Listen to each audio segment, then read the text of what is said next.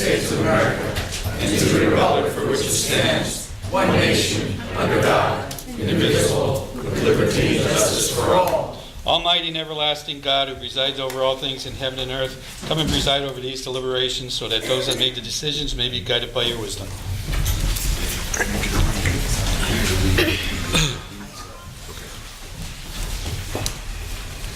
Roll call: Barrett. Here.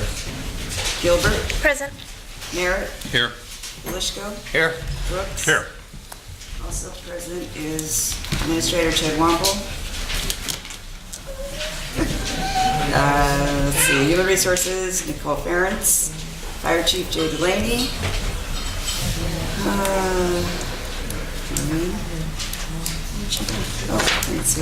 Assistant Attorney Marion Collins. Joyce Zakowski, OCD, all this stuff. Tim Henry, Deputy Administrator, City Attorney. I think that's everybody. Okay. Welcome statement. Tonight's meeting is a regular session of City Council. Please turn off all cell phones.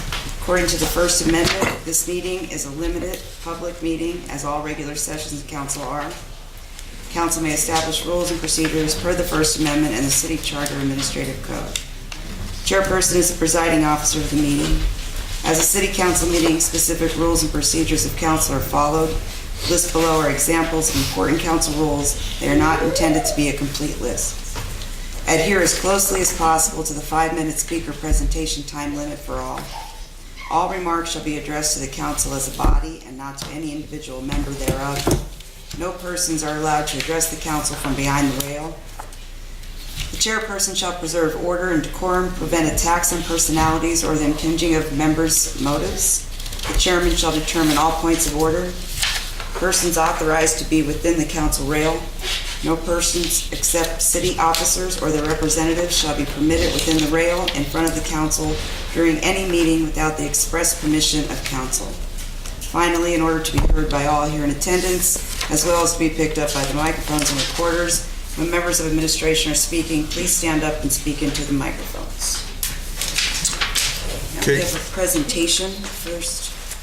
Beth? Yeah. She's giving a presentation. Sorry, she had it written down, I thought you know. Oh, sorry. It's okay. I asked council to put on the agenda tonight a resolution congratulating Harry McCarthy on his retirement from the fire department. He doesn't really know about it. It's supposed to be a surprise. So, Surprise. so if you could just come up here, Harry, I just want to say a few words.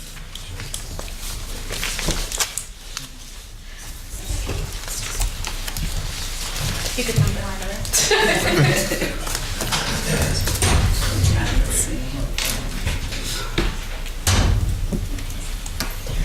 Whereas Harry McCarthy recently retired from the Wilkes-Barre Fire Department after 30 years of service, and whereas Harry McCarthy was sworn in October 23, 1987 by Mayor Lee Namey, and on July 4, 1988 had his first official day driving Medic 3 serving as an EMT fireman. And whereas in July of 2018, Harry broke the record for a number of years of service as an EMT fireman. Now, therefore, be it resolved that the City Council of the City of Wilkes-Barre hereby congratulates Harry McCarthy and wishes him well in the future.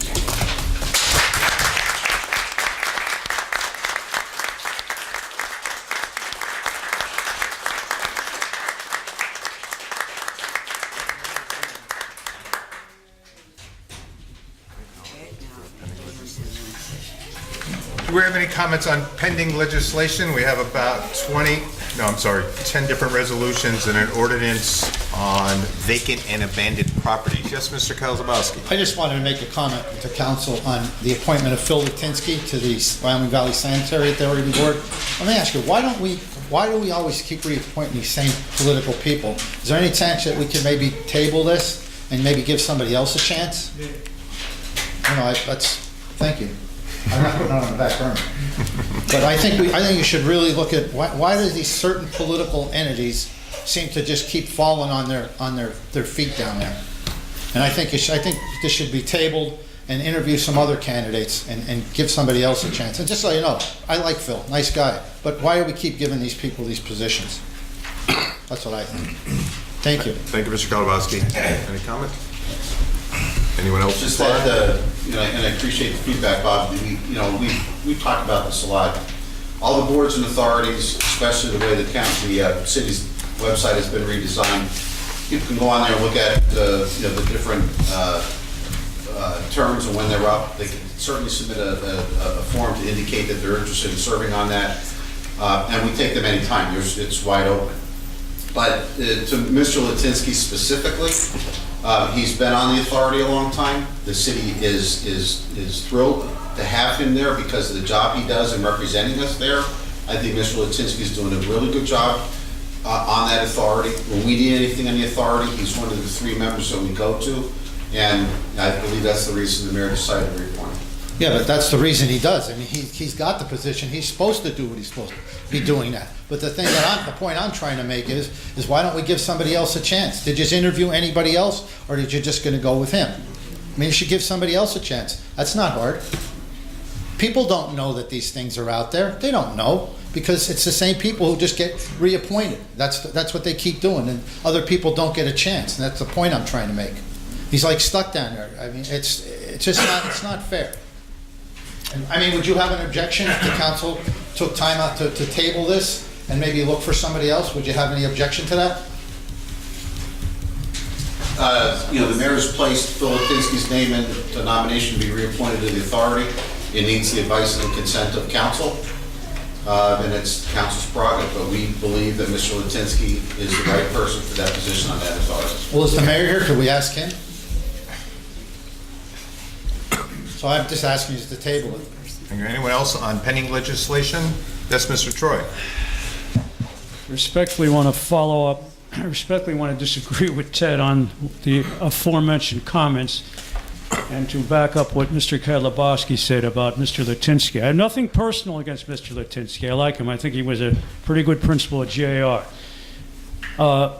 It's not coming from the same perspective that Mr. Kadlubowski came from on this.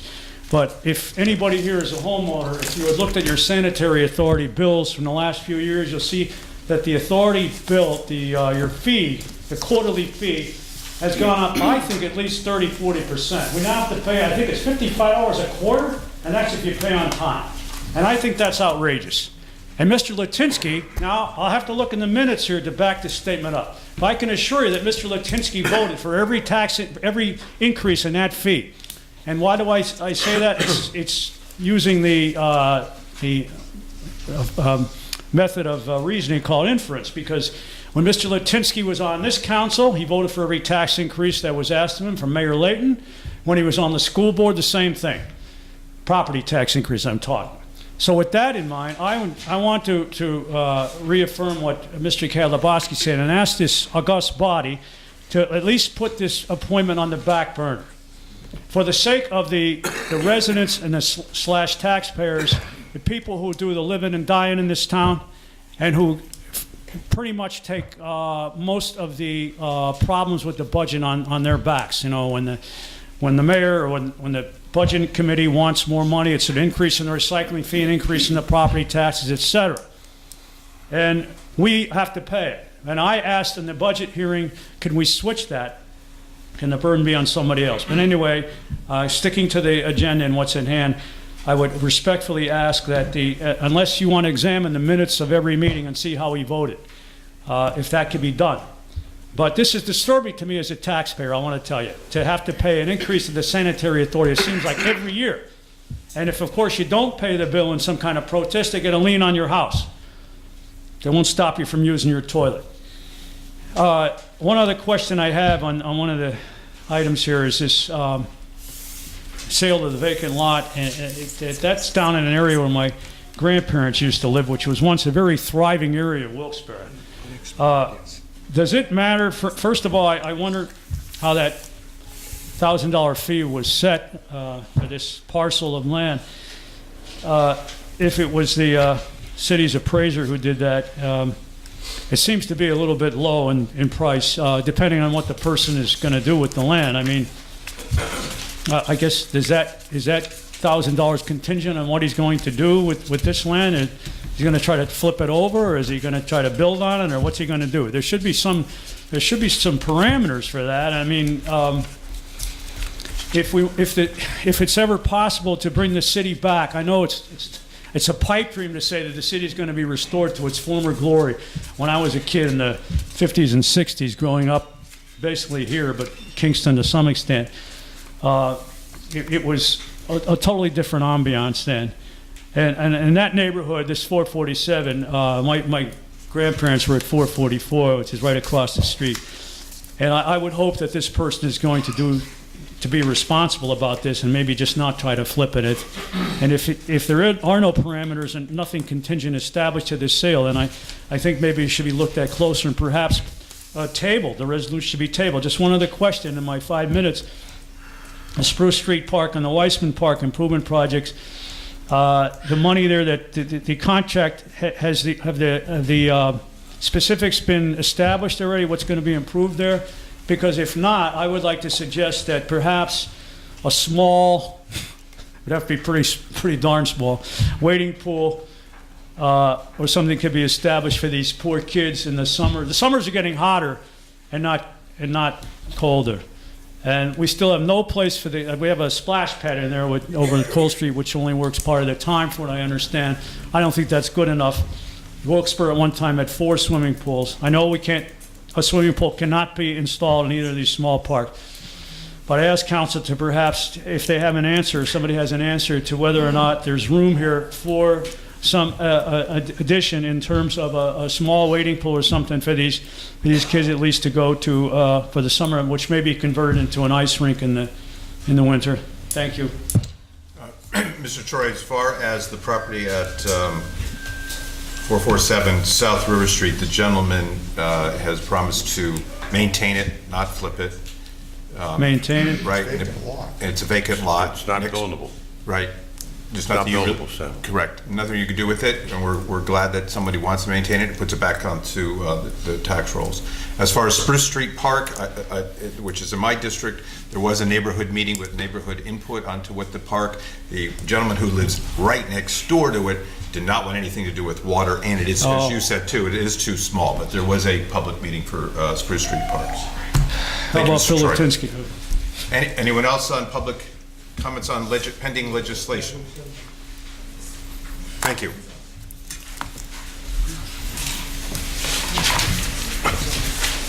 So now we have the consent agenda resolutions. Oh, you're speaking? Yeah, it's gonna be like 2 seconds. Sure. And nothing complicated. Sure. Good job. I actually like the agenda pretty much. Hopefully we get the parks done. Bridge, grants for bridges, that's good. Just with this Alfred Belch, the Hazelton company, have we used them before? Just tell me anything about them, just as reliable, have we used them? Just anything about these guys, that like some kind of research about them, about how the work they do. That's all I have. Yeah, I mean, Butch isn't here, but it's a company we've used in the past. It's a company that I believe is used throughout the state to help with these kinds of inspections. They're an impeccable reputation. We have no problem with them, and that's why we decided to use them. And there is a public hearing meeting on that subject on the 14th, Wednesday the 14th at 6 o'clock at Hollenbach Golf Oh yeah, I did Course. see that. Right. Okay. Okay. Yep. Thank you, Mr. Skowski. Do you want to say something? Yes. Sure. It's his time. Mr. Summerlin? Yes. My name is Nathan Summerlin. I am the person who wants to buy 447. I live next door to it. Yeah. And I understand there could be some question about the value of it, but to place a value on any property, you only have one way to do it, right? You can get comps, but you can't get a comp for a lot like this because of the location. It is located in the 80 flood zone, so you have that to begin with. And we do pay, I live next door to it, I have the Jason Pop. We pay the levee protection fee, but we also have to pay flood insurance because we're threatened not only by the Susquehanna, but by Solomon Creek. So the idea of potentially flipping this lot is, and no disrespect intended, but it's kind of a joke because the lot has sat on the open market for over a year now. And I would assume that if you're even considering selling it to me, that my offer is still the highest offer that's come in. So the properties are not developable. As far as I know, no bank is going to loan money to develop on land that is in a flood zone like that. So hopefully people like me are part of the solution down in that area, or trying to be, trying to keep it cleaned up. And that's one of the reasons really that I initially had an interest in buying it, was because I know the city has very limited resources. The grass only gets cut like once a year. So basically we have like this wheat field gone wild for most of the time, and it's an eyesore. And we get a lot of people walking through that just throw trash around, so picking up the trash. And we also have problems with the leaves that don't get cleaned up, running into the street, clogging the drains. And we have had water, you know how those curves are. We've had water sloshing up over the curb. So you can come down there on any rainy day and see me and my neighbors out there raking the leaves out of the gutter to try and get the water spread. So that's why I'm interested in it. I also have I have 3 units in my house. I have a tenant, retired couple, who purchased an RV and they need somewhere to park it. And in my shared driveway that runs between the 2 houses on the other side, and my house on the other side, the RV does not have through there. So that's the main purpose for me wanting to buy the property here. So I definitely. Did you propose the price, or did they? I made the offer. Yes. And that sat there on the other end, whether we value real estate than just to see what people are going to pay for it. So, Thank you, Mr. Summerlin. Okay. Very good. Thank you. Thanks, sir.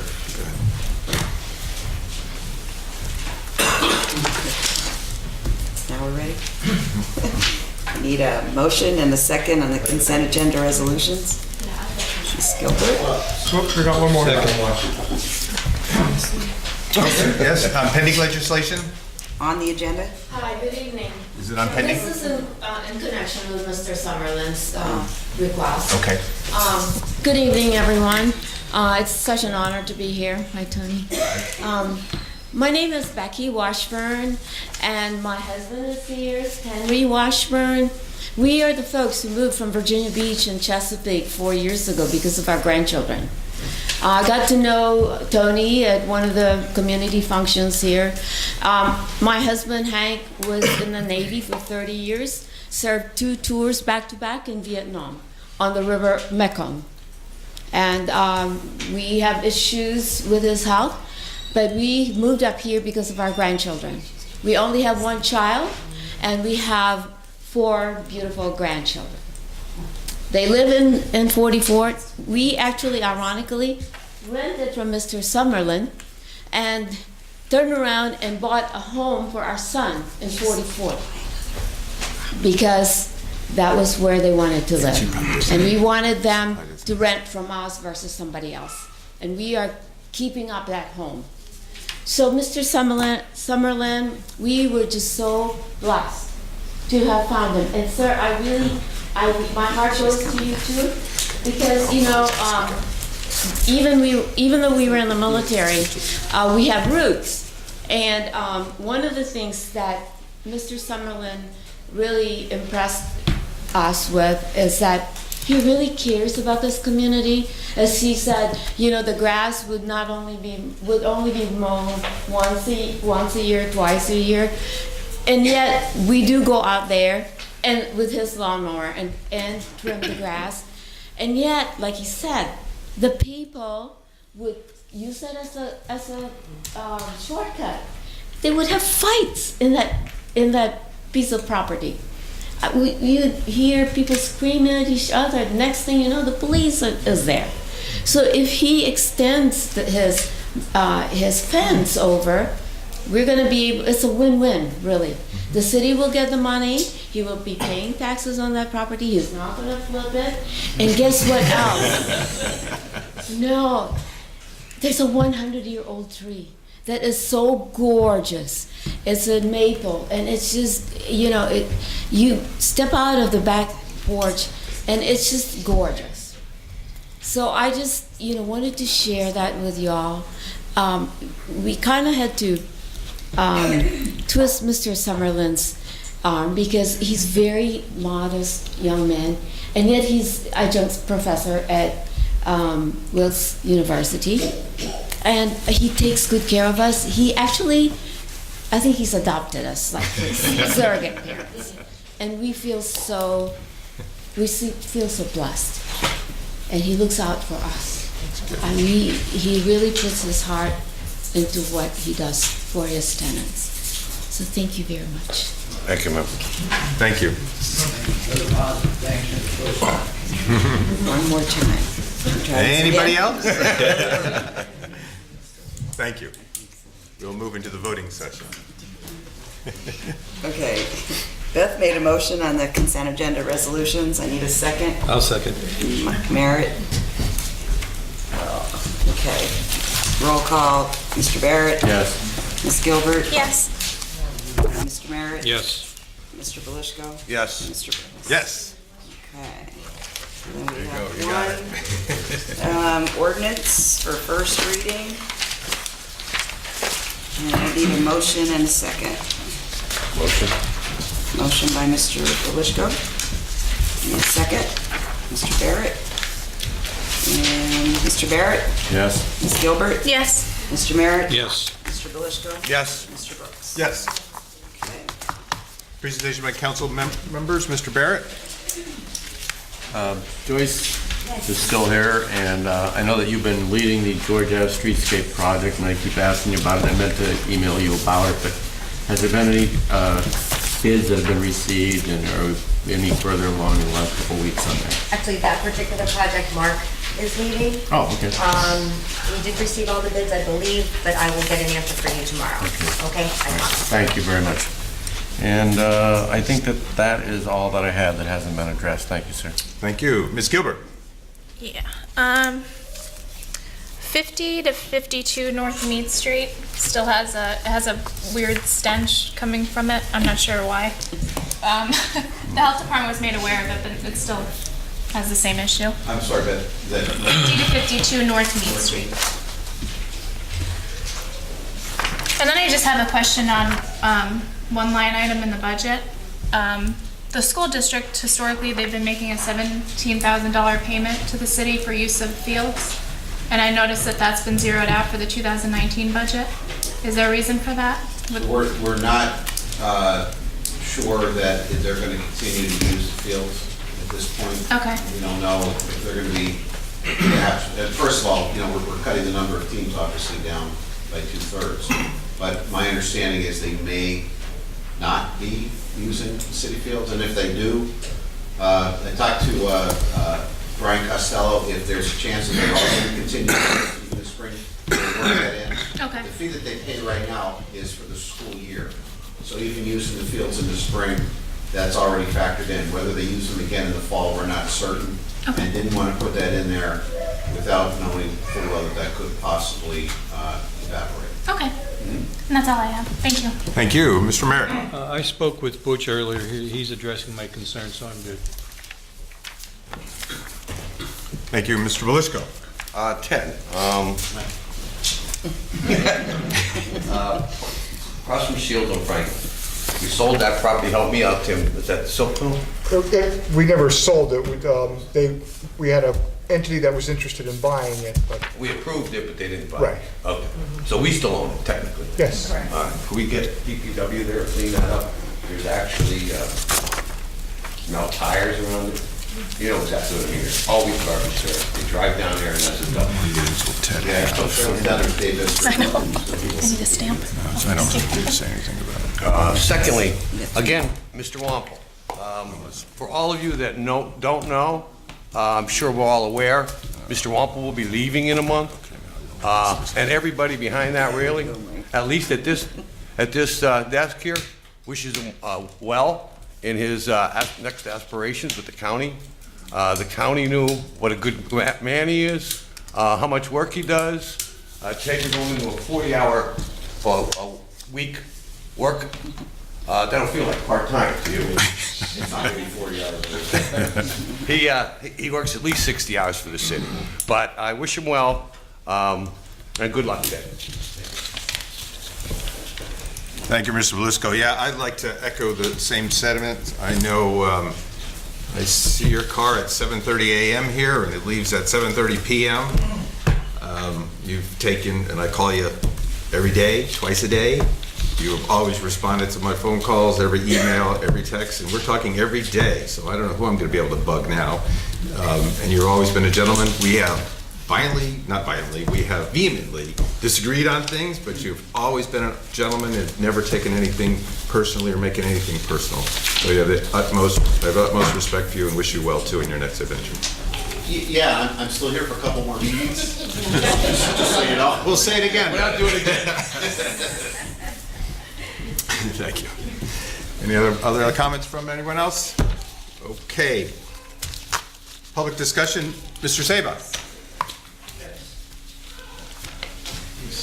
Thank you.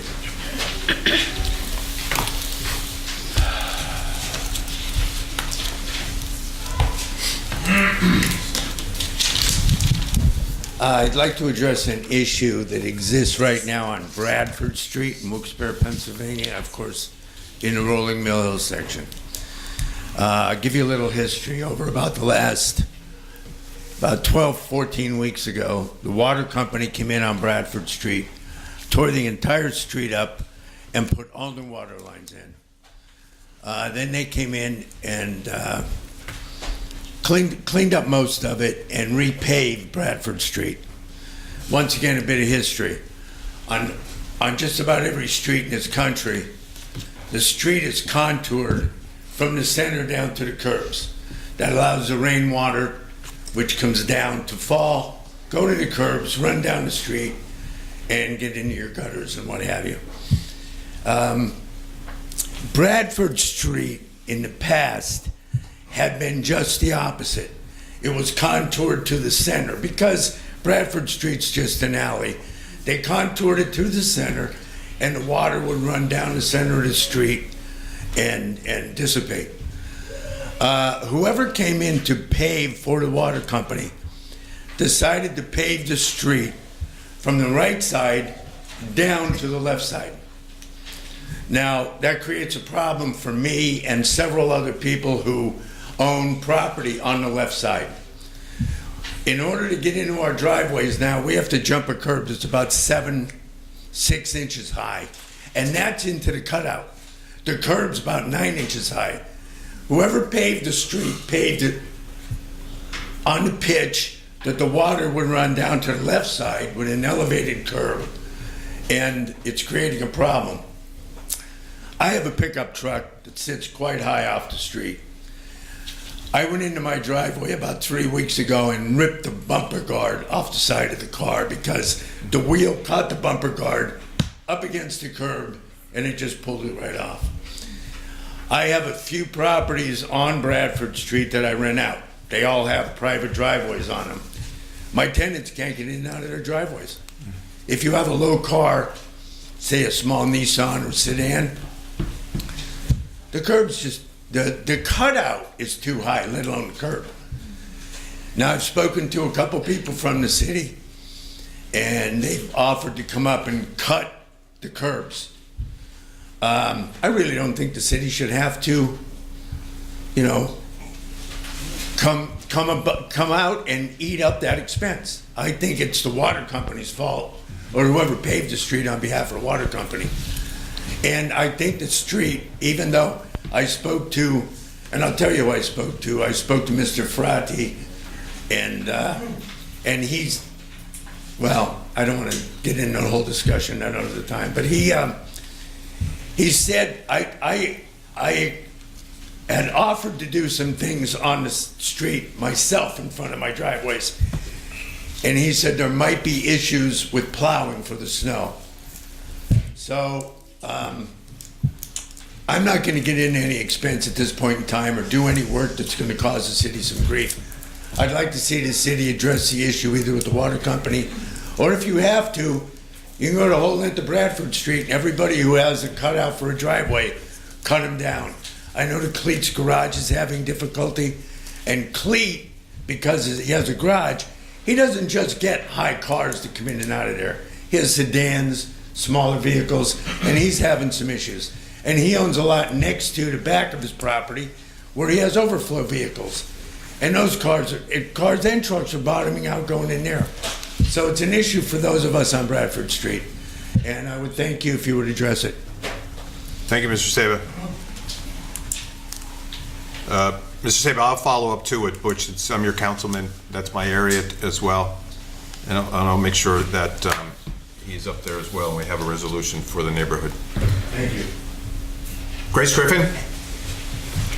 Grace Griffin? Greg. Oh, I'm sorry. Yeah, I didn't put my glasses on, Greg, Well, that may which I borrowed anyway. It may be my printing, too. Yeah, Greg, you're right, Greg. Hello, everyone. I'm Greg Griffin, member of the Citizens Committee. Our family members died from drug overdoses.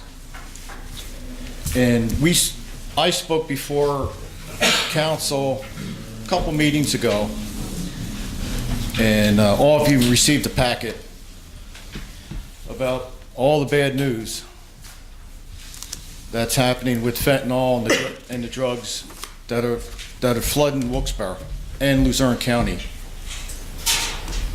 I just want to give council and the citizens an update tonight.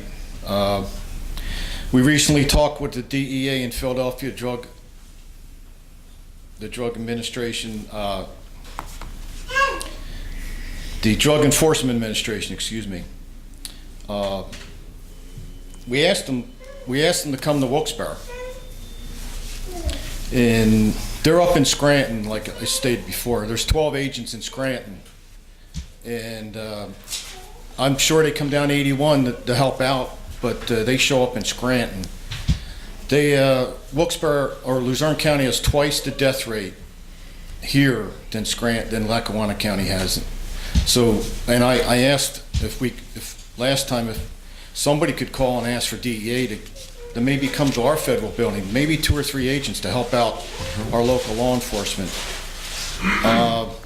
We had a meeting with the Luzerne County Drug Task Force with ADA, Assistant District Attorney Dan Zola. Very informative, and some of the things we talked about I really don't want to repeat for security reasons. We spoke twice at County Council. They'd love to meet you. There's several council members that would like to coordinate with Wilkes-Barre Council on the drug overdose problem and the drug dealer problem. The coroner appeared at the county council meeting just last week. I was there. He said last week he was there, he said, another record year is coming. It'll be 4 years in a row of records. We've had 425 people killed in the last 3 years. And the DA says it's murder. If someone gives you drugs and you die, it's murder. I attended a Crime Watch meeting in Wilkes-Barre, North End, and I give the officer credit, the public relations officer. He told the meeting that night, he said, in South Wilkes-Barre, we're putting people in plastic bags on a regular basis. Now, that's Wilkes-Barre. That's not Beirut, all respect to the Beirut people. But no one said a word. I really think people are getting numb to it. We just lost a soldier, Stephen Houck, from Wilkes-Barre. It says fentanyl. He bought it from somebody, maybe in Wilkes-Barre. He leaves 3 sons. So what do we tell the 3 sons?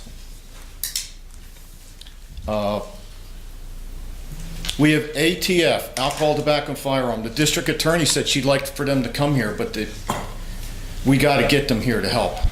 Firearms, tobacco, firearms. There's a lot of felons carrying firearms here in Wilkes-Barre and Luzerne County. They're in Harrisburg. They're not here. And like I say, the ATF, they're in Scranton. They have no presence here. They do help our police department whenever we ask them, but we've got to ask them to come here to help us, and give us resources. Our police are overwhelmed. The drugs, it's in the packet, you all had it. The drugs are coming in, flooding Wilkes-Barre, fentanyl from overseas. It's really out of control. All of you here are government in Wilkes-Barre. We know you were concerned, and we know you realize the problem that Luzerne County faces and Wilkes-Barre faces as the sale of dangerous drugs grows. So I just want to ask you, could you please touch base with Assistant Attorney Dan Zola with the Drug Task Force. Ask him what he needs. I think you'll be surprised what he tells you. We don't have much time left. You're the government. People expect something. Thank you, Mr. We'll keep you updated. Thanks, Thank Rick. you. Thanks, Yes. Chris. Real briefly, in regards to the DEA, we have an officer from our department that is assigned to the DEA. Okay, the DEA agents are in and out of our department probably more than I am. Great. Just because they don't have an office here at the federal courthouse doesn't mean they're not around. We also have another officer who's liaison with the FBI as well. Good. ATF is in and out of our department quite often as well. Like I said, just because the office isn't here doesn't mean they're not around. Yeah, we would like them not to show up in Scranton, all of them. We'd like maybe 3 or 4 of them to show up here. Well, they're here a lot more than people realize. I understand that. And we, of course, there's nobody here that can dictate where the federal government puts their offices. We need the resources of the federal government to help us. And we are getting it. Well, we need more. We're in trouble. We're 6th in the counties in the state for drug overdoses. Preaching to the choir, I'm very well aware of all the 4 times higher than New York City per population. So, like I said, we don't have much time. We know the problem. Thank you. Thank you, sir. Mr. Giroux? James Giroux, founder and executive director of Salsa. Sir, I want to thank you for 30 years. As a veteran, we're sitting here today because of gentlemen like you, sir. Thank you very much for your service. Why did I get up here? You guys, I want to thank you for agreeing for Dr. Moses Park. I'm just wondering, could we have some kind of ceremony for the rest of the community to know what we did, everything else? You don't have to worry about incurring any fees. People in the community are willing to do anything for that day, refreshments, anything. But I think it's sensible to let the community know that this man who gave so much to us, it's known for everybody. Second to that, last week there was an event at the JCC, and it was to discuss the mass shootings that went into that temple. Sadly, many of our representatives were not there. And I think that's something that we have to be very careful when we don't attend these events and we represent the city that we're sending a mixed message. We have to work together. Also, like the city, to take an active role when you notice people are not there, organizations not there. Please speak up. I think too often we allow people who run organizations in this community not to show up when we say nothing. I think we have to work together. I think when we have events at the JCC like that, we need all the elected officials. We need everyone there. And just like the gentleman said, and this is different, drugs are running rampant.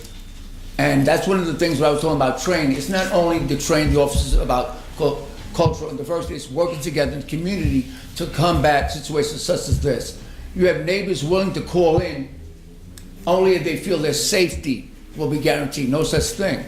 But these are the things have to address. And again, he's right. And those are only the numbers that are reported. Many doctors don't know how to diagnose an overdose, and many times they're not properly, diagnosed. Again, I concur with that gentleman. Even I admit, but I've been saying this even before I got here 10, 11 years ago, when I told you guys this would happen. Well, most of you guys were not here. Again, no one really believed it, no one to take heed to it. We kept saying more training, more police. No one wanted to believe it. We were making it up. Ladies and gentlemen, unless we really sit down and just what that gentleman said, even if we have to protest in Harrisburg, it is that time. Like I said, I've been in this business most of my life, and I tell you, I'm even astounded at the younger ages. Not the younger ages, what they're doing is their attitude.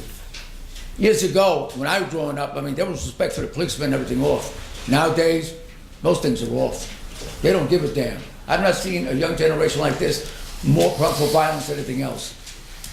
Again, I implore that we put in the budget, please, training, not only for police and firemen, but for everyone. Again, we have more kids who know about drugs and alcohol than their own parents. I'm amazed every time I go to any meeting, I ask the parents, how many of you have had all your cars inspected? Everyone raises their hands. How many have kids? How many taking a drug and alcohol course? Again, unless we take responsibility and lead the way, it's only going to get worse. It's not going anywhere. It's not going anywhere.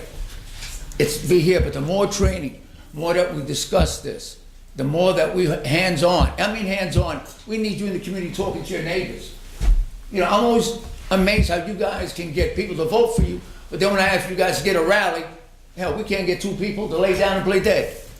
Ladies and gentlemen, we have to really, and I applaud you, anything that we can do to work together, please reach out to us. And sir, again, thank you for what you're doing, and believe we're going to work with you. And again, we have to. Thank you very much. Thank you, Angel. Angel, before you leave, and Greg, so kid I taught at Sunday school as a little kid died yesterday, early 20s. I have a funeral on Saturday, and it's just not ending. As far as a sign for Mr. Moses, I'm sure the city will work on that. I know we did a sign with the Lee Namey Park, and there'll be a ceremony, and we'll go over there. And at the JCC, I believe you spoke. I'm sorry, I had the flu at that time, but you spoke at JCC. So, and that's another sad tragedy. Thank you, Mr. Kalabowski. Bob Kalabowski.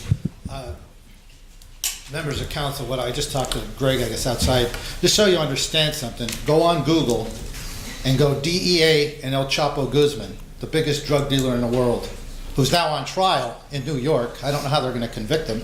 We were in business with him for 12 years, from 2000 to 2012, and let him bring billions of dollars in drugs into this country. The DEA and the Justice Department allowed this to go on. So just so you understand that.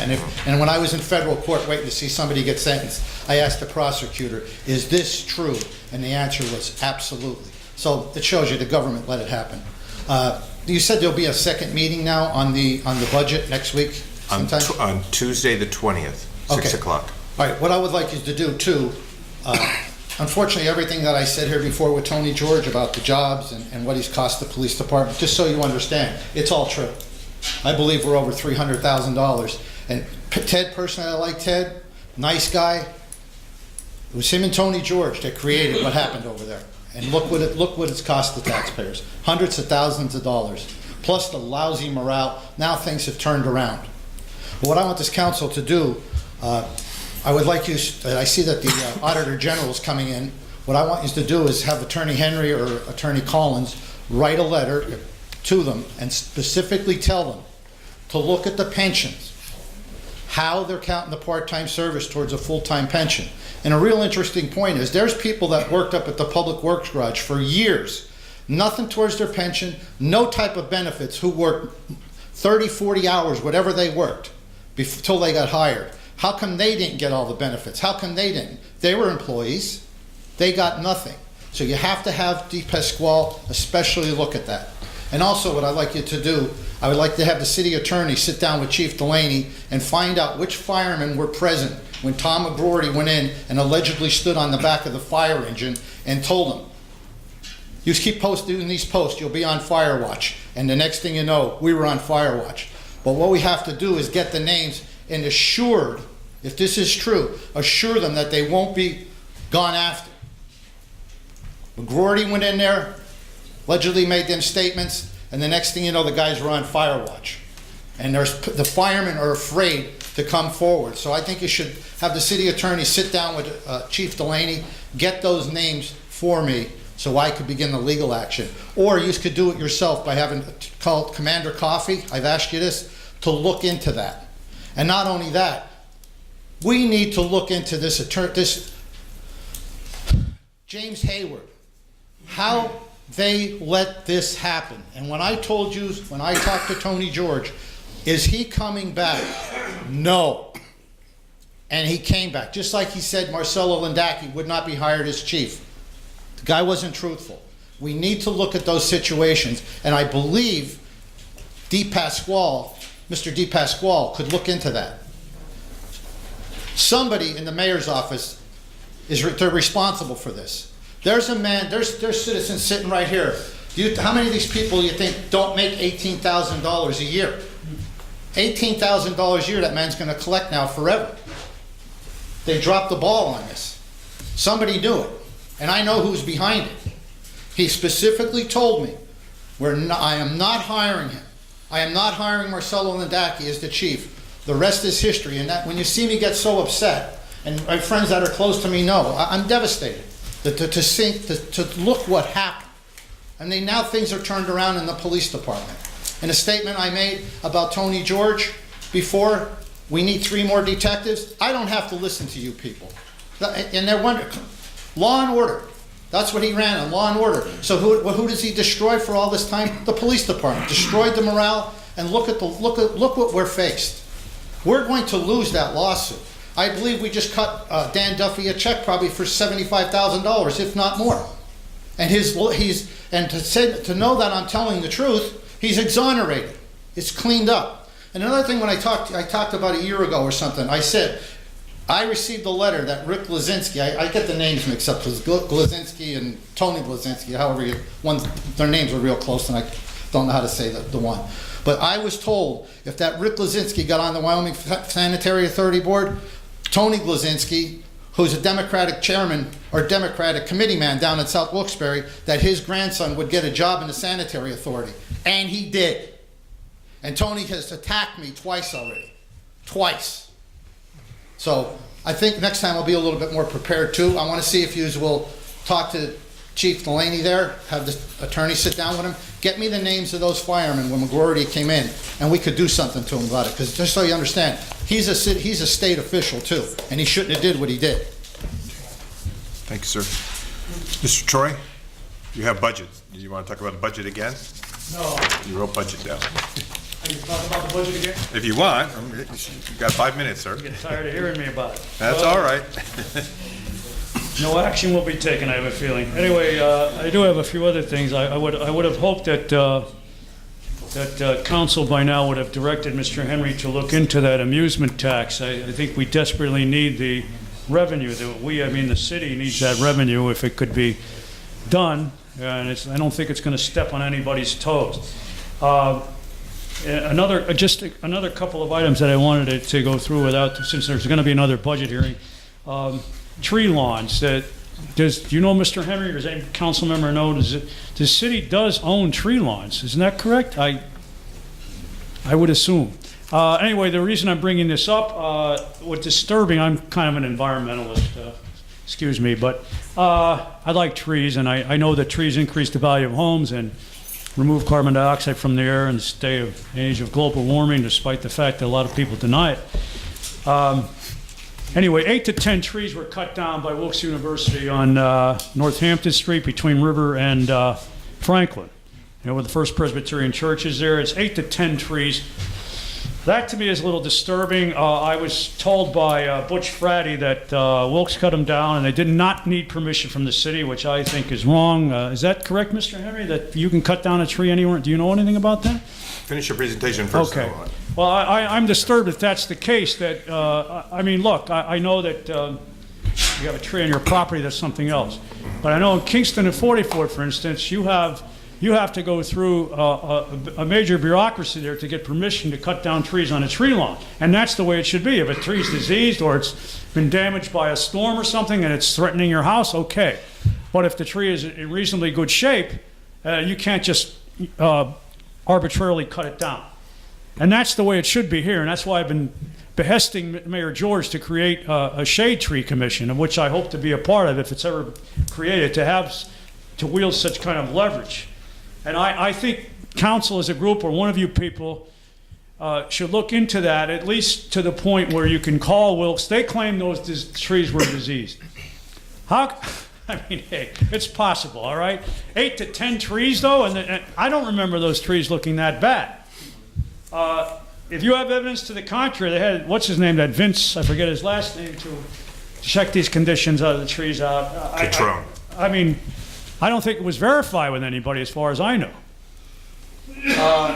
So my point is that though they claim they're going to plant something else down there, which I guess I hope they will. But how can this sort of thing be prevented in the future? Anybody just wants to arbitrarily cut something down on the tree lawn, a really nice tree, they claim it's disease and they go ahead and do it. Anyway, just one or two other items that I hope can be commented on. In terms of guns, which was brought up by Angel, the subject, I mentioned this to Mr. Henry once or twice in a private conversation, and I would hope somebody in council would be interested. We can use revenue, right, Ted? The city can use revenue wherever it comes from, as long as it's legit. Well, here's a source of revenue. It might not be a lot, and also a source of procuring a certain sense of safety. Gun buyback. Now, there was, Mr. Henry claims that only the county can run these, the DA's office can run these buybacks. Maybe the officer has I don't know if you have a different take on that if you've been here that long. There was a buyback, okay. Well, there was a buyback years ago when Mayor Layton was mayor. The citizens could bring guns back, handguns, I guess. I don't think assault weapons were included. And no questions would be asked, and there would be money given to these, and I guess the guns would be disposed of. I just asked council if that's possible to look into. And today there was another mass shooting, or was it yesterday, in California. So you could bring a little more safety, this preventative safety to the citizens in that sense. I think that would be smart. I want to just mention one more thing in the time I have remaining. $5 million the city could use, right, Ted? Well, years ago, $5 million was committed by this council. I think Mr. Barrett voted for it. Mayor George voted against it. I might have brought this topic up before with the energy project of Johnson Controls, which was, I don't know if you remember it, Mr. Brooks, or anybody else on council remembers it. $5 million was paid to Johnson Controls to make our energy more efficient in this city. I asked Mr. Frady for a booklet, and they had some indications where money was saved here and there. I think council ought to have a formal or informal investigation to at least, I'm finish up right now, I'm only going to take 10 more seconds, to have them come in, Johnson Controls, a representative, and go over specifically where money has been saved with each council member or with members from the public or everybody to see if that $5 million was well spent. And if it was not, then litigation should be looked into. Thank you. So, Mr. Troy, I support a tree shade commission. What's that? I support a tree shade commission, and I'm sure that will be your last thing you'll do before you leave. We'll put it on an agenda, and please. I want to be on it. And please fill out the form to be on the agenda. Regarding Wilkes had a public meeting about the trees all across their campus and what they were doing on the streets that run through their campus. They removed 120 trees, replaced 150. They put 30 more trees back. They are going to replace the trees on Northampton Street, but what concerns me is what First Presbyterian Church did. If you notice, walk down the side, they filled in the tree hole again, so obviously the church isn't replacing them, but a tree shade commission can make them do that. As far as Johnson Controls, we get a report once a year from Johnson Controls that shows you how they're saving us money. Please ask Butch Friday for a copy. And would you like to make a comment on gun buyback? Mr. Troy, the gun buyback program is run by the county sheriff's department. County sheriff. It's not a city thing. The city can't do it? The guns that we seize and that are to be destroyed actually get turned over to the county sheriff's department. We don't do it. It has to do with legalities and county laws and such. They're also the entity that issues gun permits would be the county. But any gun buyback would have to be done through the county. I'm not mistaken, just one quick comment. It was done here, though, years ago. They may have brought them to our department, but it was done through the county sheriff's department. Thank you, Mr. Troy. John Sikorsky.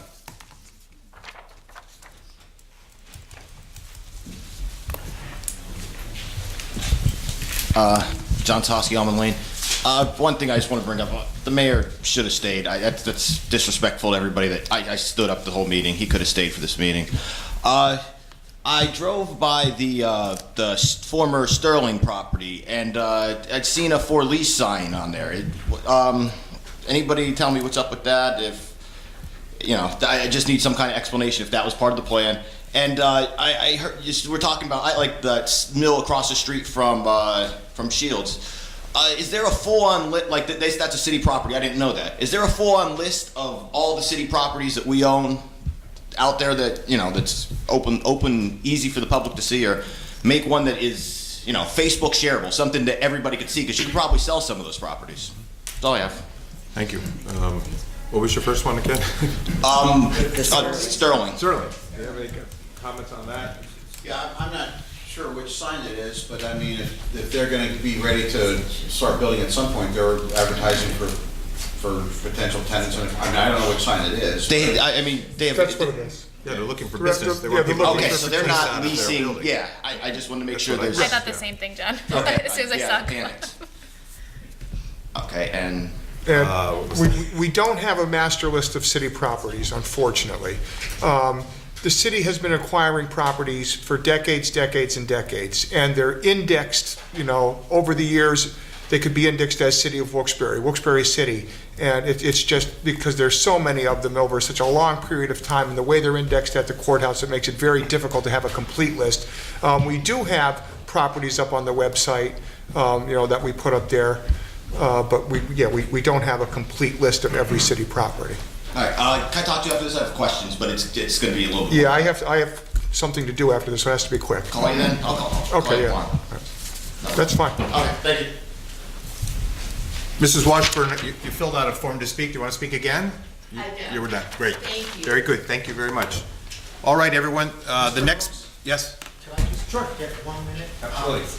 Now, along with everybody else, I'm a strong advocate for the city, and there's a growing trend across the country where people are moving back into the downtowns from the suburbs.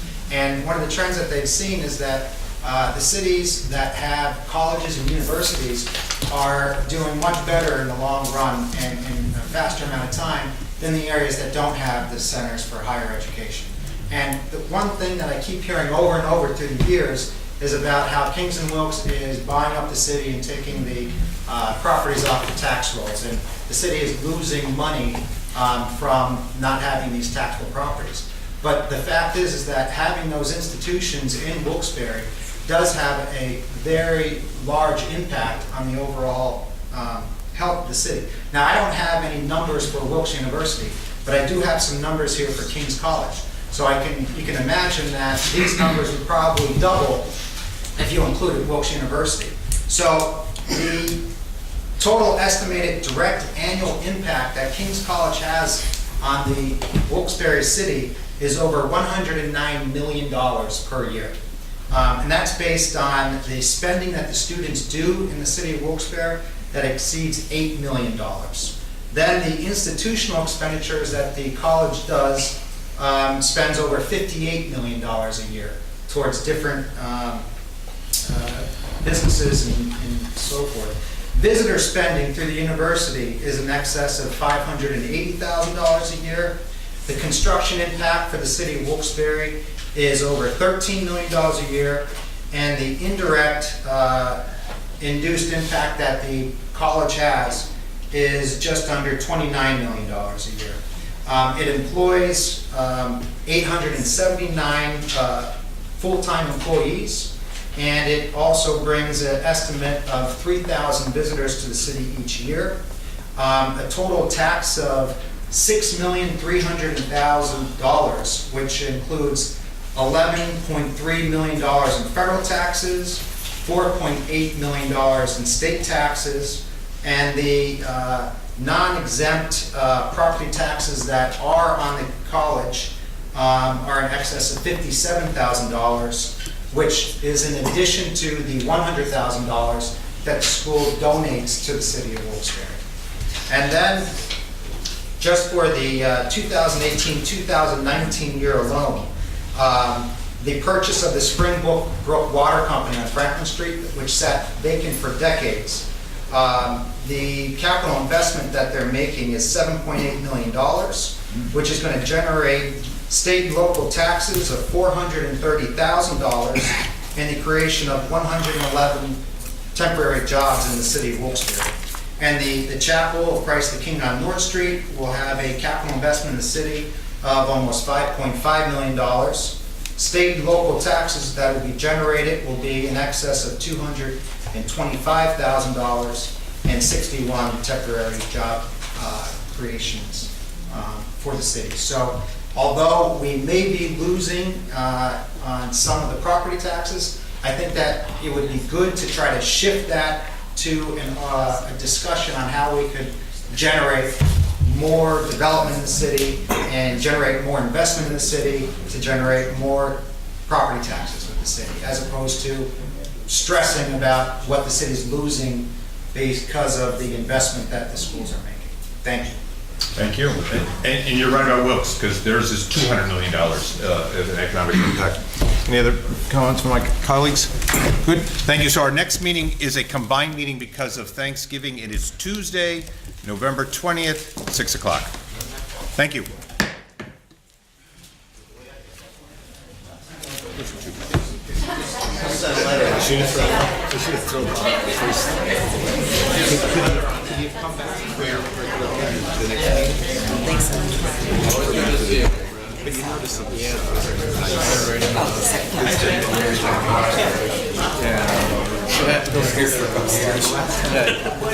Kind of learn things.